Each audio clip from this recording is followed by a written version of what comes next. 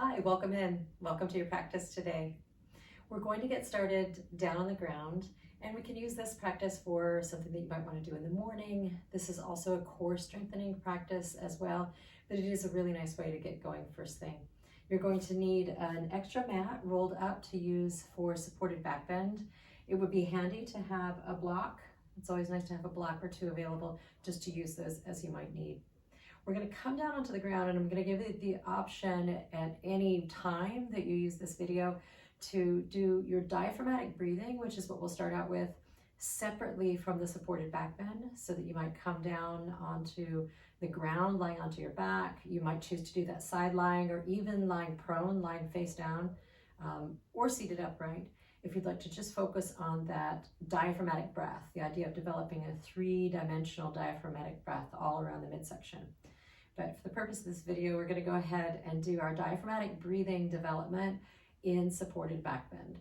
If that feels uncomfortable, just come on off that roll, come on down to your back. And you never know, from day to day, you might need something different, so it'll give you some options. All right, so let's come on down, supported back bend on the roll. Remember that we'll want to have about a handprint distance between your backside and the roll itself, so that this edge, this near end edge of the roll should be coming to the natural waistline. So find your belly button, circle around, or just put your hand on your natural waistline, and you'll find that spot on your back where that should be. Good, come on down. Oh, I landed in the right place. All right, so come on down, and you can always choose at any point in time if you'd like to close your eyes, or if you'd like to leave your eyes open. You should do what makes you feel comfortable. Settling in, feeling the roll supporting your spine, and then letting your body drape off of the roll, so that you might feel the spine supported a bit, even the back. You can certainly feel the shoulder blades giving the roll a bit of a hug, and you can encourage that. Let the arms drape off to the sides, and then you'll do what feels comfortable with your arms. You could leave them close to your sides, but really for our purposes, it's nice to take the arms further out and away. And if it ever feels good for you, you could take your arms into what I call cactus arms. Now, my left arm comes all the way down to the ground. My right arm doesn't, but I'm not minding that today. I'm not minding feeling that extra stretch. So if both of them don't come all the way down, it's no big deal, as long as you feel comfortable. You could also put blocks underneath the backs of your hands. Your legs could remain bent, perhaps letting the knees touch together, and then moving the feet only as far apart as you need to let the knees support each other. Or you might extend the legs out. See how that feels to your back. I know that's ramping up some intensity here that I'm feeling across my chest as I straighten out my legs. And today, I'm kind of liking that, so I'm going to keep my legs out.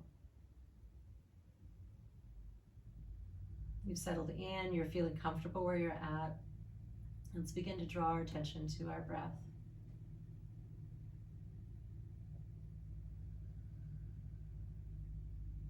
We can encourage our breath to flow in and out of the nose, just closing the mouth softly, relaxing the jaw, letting the tongue relax in the mouth. Bring your attention to that place just above the belly button, the navel center. And as we breathe in, we can encourage that space to rise. As we breathe out, we can encourage that space to fall or move back into place.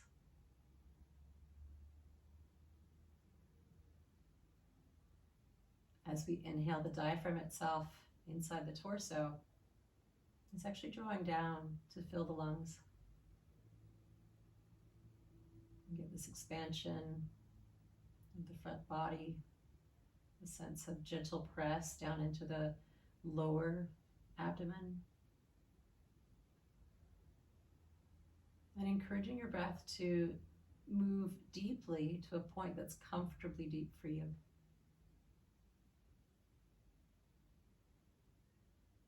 We might shift our attention now into the side waist. Even the bottom ribs, those floating ribs. And feel as though you could breathe into your side waist. You might even like to take your hands to your side waist or to the bottom ribs. As you breathe in, try to breathe out into your hands.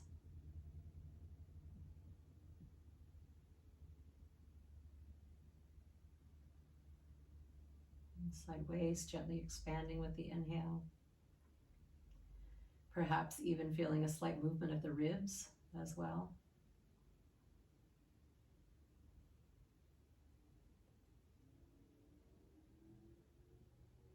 And shift our attention to the back waist. Our back waist touching the roll, or part of it at least. And we might feel as though with the inhale breath, the back waist is expanding out back behind us.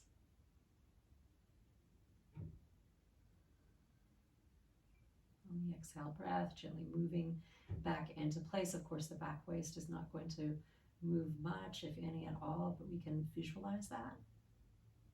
Send our breath into the back ribs, weave the breath through the back ribs.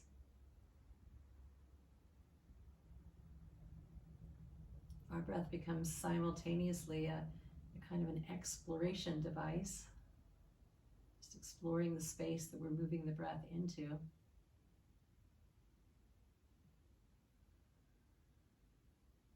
As well as an actual physical calming device. Deep breath, very quickly lowering the blood pressure, very quickly shifting us into a rest and digest mode, stimulating, if you will, the parasympathetic nervous system.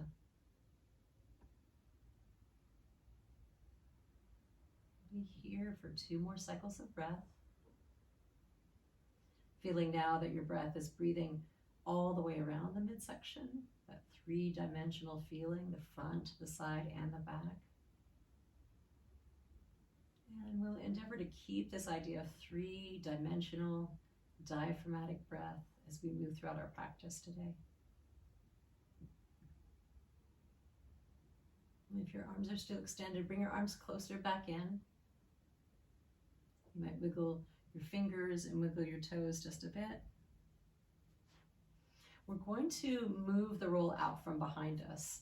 And we're done with that roll for today. So I'm going to move my roll off to the side and just shift it and then come on back down onto your back. You might like to keep the knees bent, a little more support for the back that way. And take just a moment to notice how this feels. How does it feel taking that support away and then having the echoes of that support there?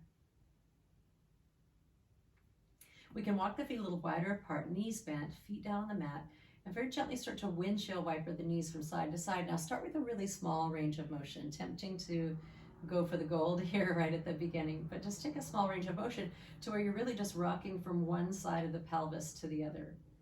Feel the pelvis itself rocking, the sacrum encased in the pelvis rocking.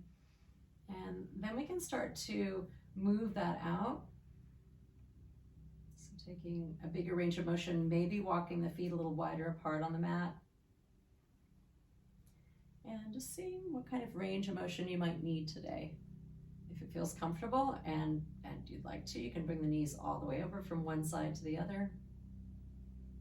But we don't need to go that far.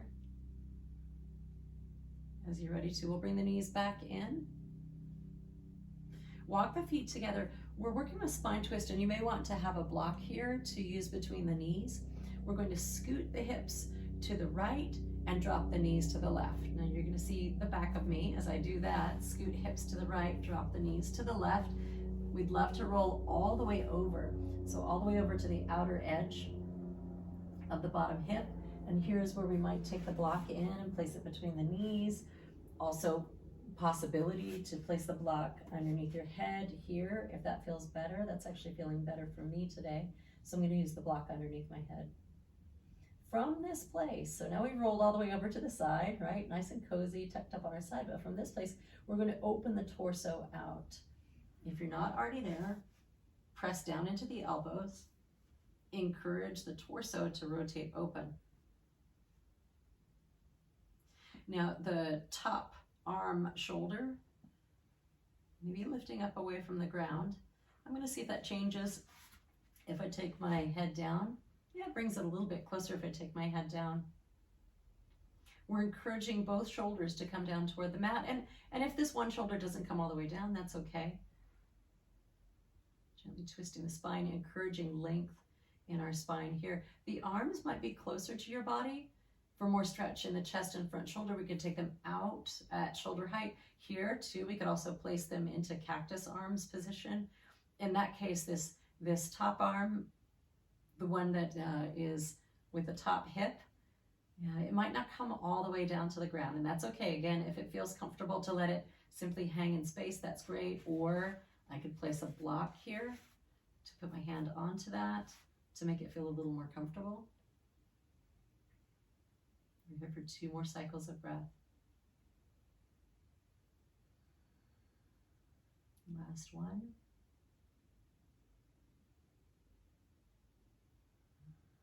Bring your arms closer to your sides. I like to use my elbows, pressing down into the elbows and the backs of the arms, and then push down into the feet. Now brace your core as you move back into the center. It's kind of a big shift for the body. The pelvis is relatively heavy, and so we want to make sure that we've got some support for our back here. From here, we're moving to the other side, but take just a moment here in the middle, maybe even letting your knees touch together to just absorb the spine twist that we were offering up to the body, and really just noticing what you notice, any differences from side to side, or noticing any residual feeling of the pose. Let's move on to the next side. Scoot your hips to one side. So for me, that's the left. Drop your knees to the other. Again, we've got a block. Maybe that block is between the knees. Maybe the block is underneath the head. Maybe we don't need the block under the head as we move into the twist, opening the top arm up. We're encouraging the torso, really encouraging the chest to open up toward the ceiling that's above us. Now it's not going to go all the way, probably. Who knows? Maybe it will. But that's the direction that we're headed in. Encouraging both shoulders to come back down toward the mat. And it's no surprise if one shoulder, one side comes down easier than the other. Arms could be out away from you. Again, we could put our cactus arms on, and conveniently my block is right there to catch my arm. Eyes might be open or closed, and you're encouraging deep breath here. Feel the 3-dimensional diaphragmatic breath. Gently moving the body from the center. This is a really nice massage for the internal organs, literally a massage, especially in the spine twist where we put a different pressure onto the abdomen.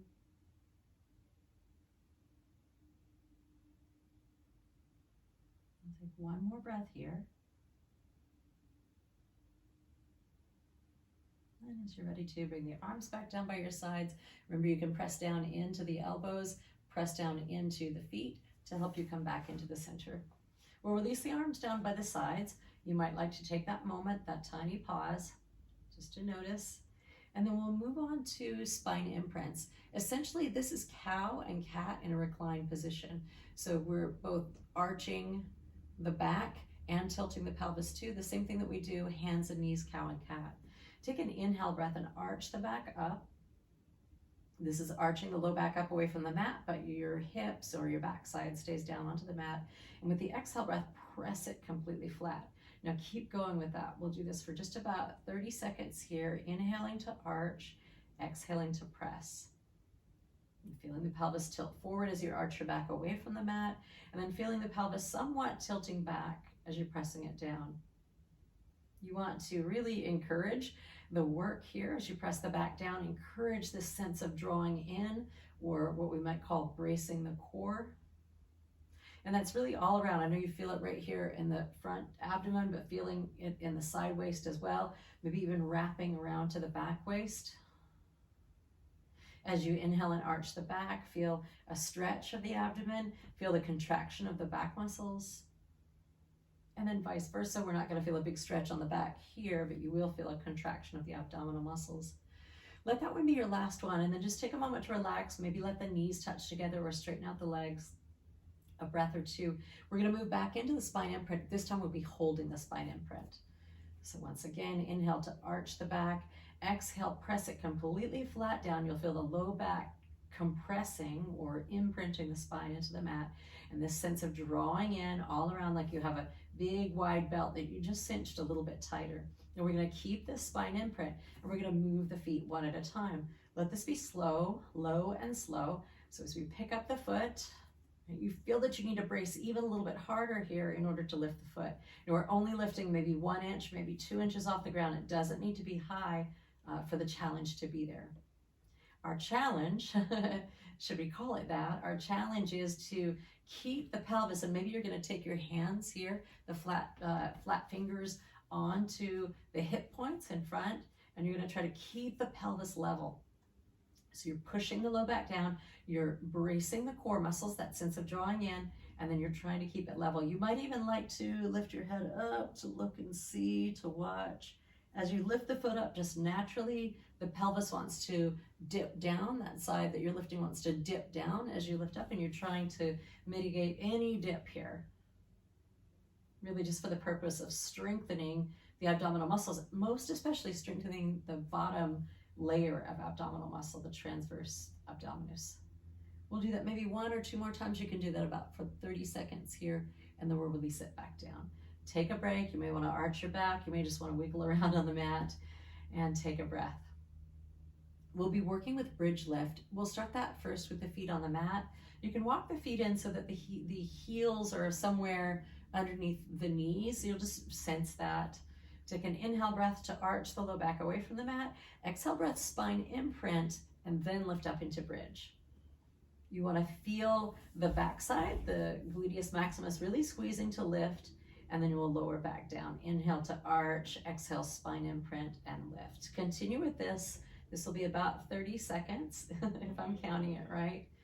And you're still getting that nice pelvic tilt so that as you lift the hips up into bridge, you're actually tilting the pelvis backwards. That's the sensation of tucking your tailbone, or here we might say scooping the tailbone up toward the sky. Now you'll have the option of elevating the feet, maybe onto a step, maybe onto a bench. You can keep going with the bridge lifts. I'm going to grab this table that I have here and press it up against the wall so you can see that. Nice to press it up against the wall, especially the small table, so that it doesn't go anywhere as you start to push your feet into it. All right, so I'm going to have my back to you, but I'm going to put my feet up, and this is pretty high. I know. You can do this with the dining room chair, and that's actually going to be a really nice height. You do want that height for this elevated bridge. So come down onto your back. Scoot your bottom in pretty close. Tuck it in pretty close, because we do want the heels to be pretty close to us. Arms are resting down by your sides. Push down into the heels, push down into the feet, and lift the hips. Now that's going to be pretty high. That's actually good because you'll be able to see them. Come back down, lift up. With the elevated bridge, it can be really nice to do this single side. So lifting one foot up and just hovering it, pushing down to lift up. I'm feeling my table is feeling a little bit sharp, so you could put something soft there. Maybe your extra mat. And then I'm just going to change sides here. As you lift up, we're looking for the hip creases to be level. So we don't want one hip crease to dip down below the other, but trying to keep the hip creases level. This might be something that you work up to. Starting out with your bridges down onto the mat with both feet down, and then eventually working into an elevated bridge, lifting the feet up onto a higher surface, and then eventually working with single leg bridge. Now certainly you can try single leg bridge here on the mat. We could give that a try, and that's going to look like this. Probably walk the feet a little closer together, elevate one foot, push down, and you'll notice that you are not going to go as high with only one foot down. And you know what? That's fine. It's not about the height here. It's about the contraction of the muscles. So as long as you're feeling a strong contraction, I'm going to change sides here just to give it equal opportunity. As long as you're feeling the contraction along the backside, the hamstrings, the gluteus maximus, the back of your hip, then you're doing it right. All right, let's let the legs rest, stretch them out. Maybe you'd like to log roll the legs here. Something else that can be nice is to come up to a seated position Lean back about halfway. So I'm gonna walk my hands back, walk your feet a little wider apart, and then we can windshield wiper the legs from side to side, and you're really looking to press into the back of the hip. So not necessarily being up here on top of the sit bones and rocking across the sit bones, but leaning back and rocking across the back of the hip. Or anything that you want to do to rest from the bridge. Great, we'll come back into the center. As you're ready to, come on over to hands and knees. We're going to come into table. From this hands and knees position, we'll experience our cow-cat. And now your back is free to move. So we'll take an inhale breath to arch the back, chest is lifting up, sit bones lifting up, so we're tilting the pelvis forward here. And then round your back up to cat, like a Halloween cat, tucking the tailbone under, lowering the head. Inhale to arch the back, and exhale to round. So we inhale into cow, and we exhale into cat. And try that just a few more times, moving in a range of motion that feels good to you. Feel the contraction of the muscles here as we round up into cat, the belly muscles squeezing. And then as we lift up into cow, the back muscles squeezing. And we're going to come up into cat. And I'd like for you to hold that for 30 seconds. If you don't have a timer, 30 seconds is usually about 5 deep breaths. So I'm going to have to give that a try. Tailbone is tucking under. You're feeling expansion between the shoulder blades. If you'd like to feel a deeper stretch in the back, we could take this cat and shift the hips back. Now we're not sitting all the way back to child's pose. That's not always comfortable. I know we talked about that. So we don't have to sit the hips all the way back and down. But if we maintain this cat back, this rounding up of the back and tucking the tailbone under, and then we shift back a little bit, we're going to get a deeper stretch into the low back when you need that. So we're here for another breath. Great. And we'll lift it back up. If you need to take a break and get off the hands or off the knees, you could do that. Maybe you just sit back and roll the hands here. If it's not comfortable to sit all the way back, not always comfortable, you can place a block. I'm going to put it on its medium side and place that between my feet. And then I can perch. My bottom is not going to fit on the block, but I can perch my sit bones onto that block. My surface is a little soft here, so the block isn't staying all the way up. But you can perch onto that block. Maybe that way you're not bending the knees as deep as if you were to put the heels all the way down. All right, so we're off the hands just for a moment. Flex and extend, circle through the wrist. And then we're going to come back down to work on a little bit of balance. Now we're putting together that drawing in, the core brace that we developed here on our back, and we'll start to challenge that, and in that way we'll be strengthening our core muscles too. Walk the knees a little closer toward each other, and we're going to do what's called a quadruped balance. So we'll come into neutral spine, neutral table, and then from neutral table, just a little bit of spine imprint. So I'll do that really big in my back here so that you can see. All right. So I'm bracing through the front, drawing in. It doesn't have to be that big or dramatic, but you just want to feel that you've created support from the center. From here, lift your left hand up, or right hand, lift a hand. And notice all I'm doing is picking the hand up. I'll do that a little bit bigger, picking the hand up and bending the elbow. So we can pick the hand up and bend the elbow. You're just taking away one leg of the table. And then let's see what happens if we pick a knee up. Any knee will do. We're just going to try that. Notice that your body immediately starts to make that leaning shift. So try to stay in the middle and simply pick the knee up. Now your toes could stay down, or maybe you're actually floating the toes, the knee, the shin off the mat, but it's barely lifting above the mat. Put it back down. We'll try the other side. So lifting the other hand up, you can bend the elbow, right, and put it back down, and then lift the other knee up. Knee, maybe the toes stay down, that's okay, or maybe you're bending the knee a bit more so that the toes, the shin come off the ground. So that's what we're going to call our quadruped balance. Or maybe we could call it three-legged table. Eventually it's going to become a two-legged table there as well. So picking up a hand, and you're just taking this nice and slow. We're not trying to move fast. Maybe picking up a knee.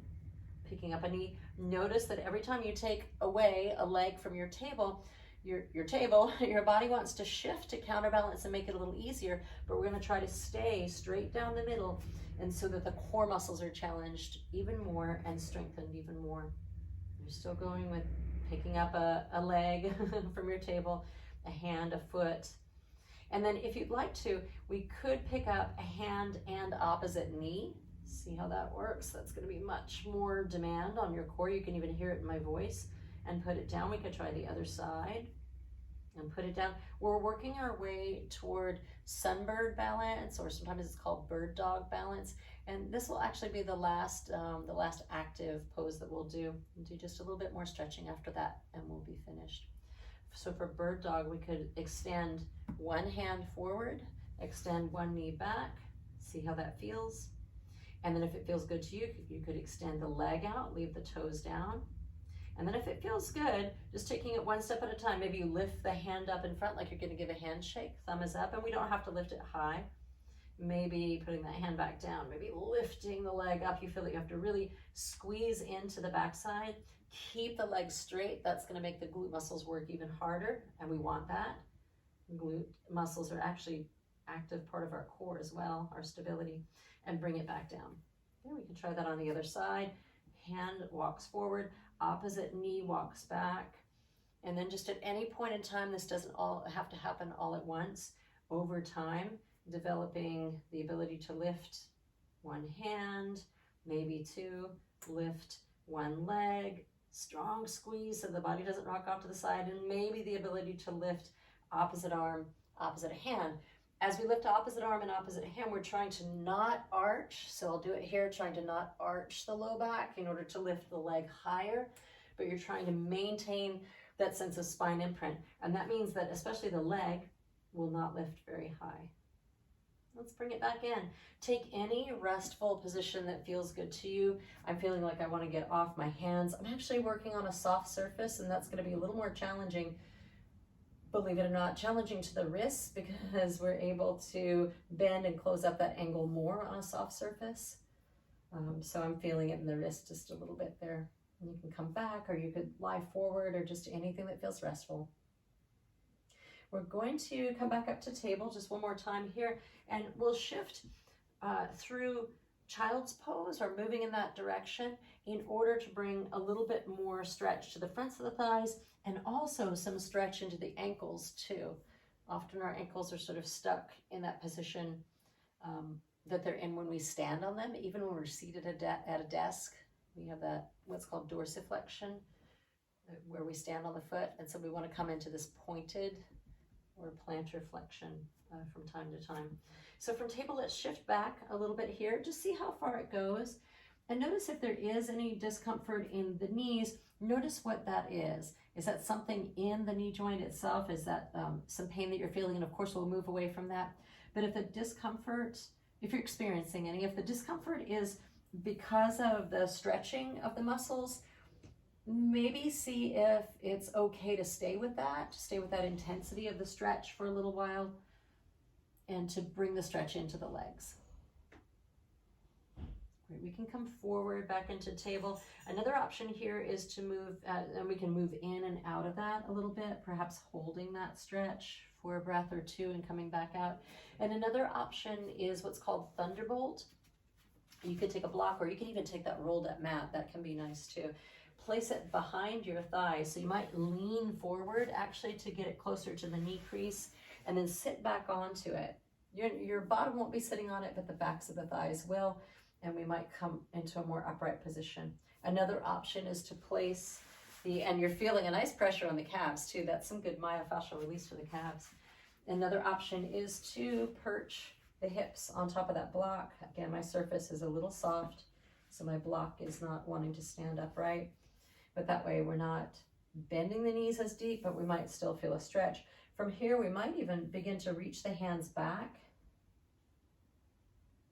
See how that's feeling. This could also be done if you're ever comfortable sitting the hips all the way back down onto the heels. So we could do that as well, and leaning back. Gentle reminder that it's not about the shape. It's not about twisting or contorting your body into a specific shape. It's about the sensation that you're receiving from the shape that you're offering up to your body. So the shape is not important, but the sensation is what we're looking for. Let's come back up.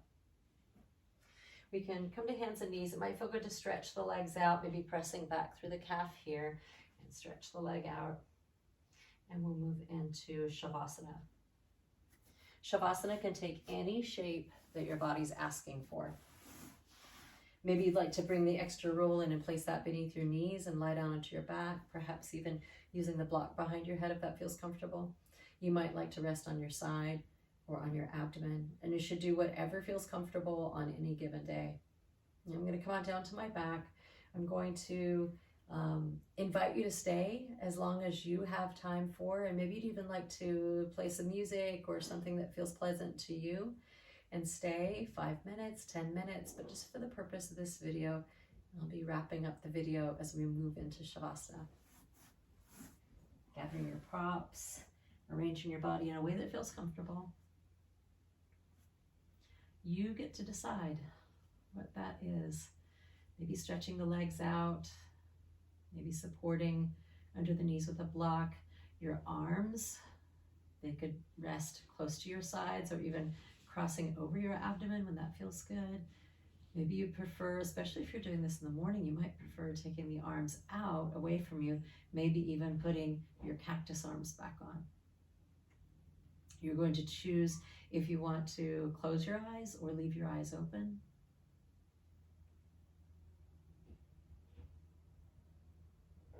As we settle into this shape, invite your attention to rest in your breath. We began our practice with a deep breath. We were directing the breath, specifically moving it in a specific way. And now we are trusting in the wisdom of our body to move the breath in the way that it needs to move. So letting go of the effort to move the breath.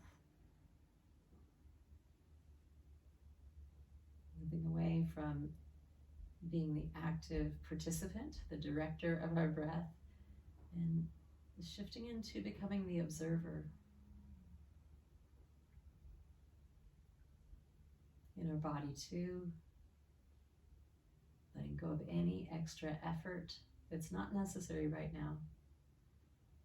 Only the very basic effort that's needed to simply exist and be here in this place.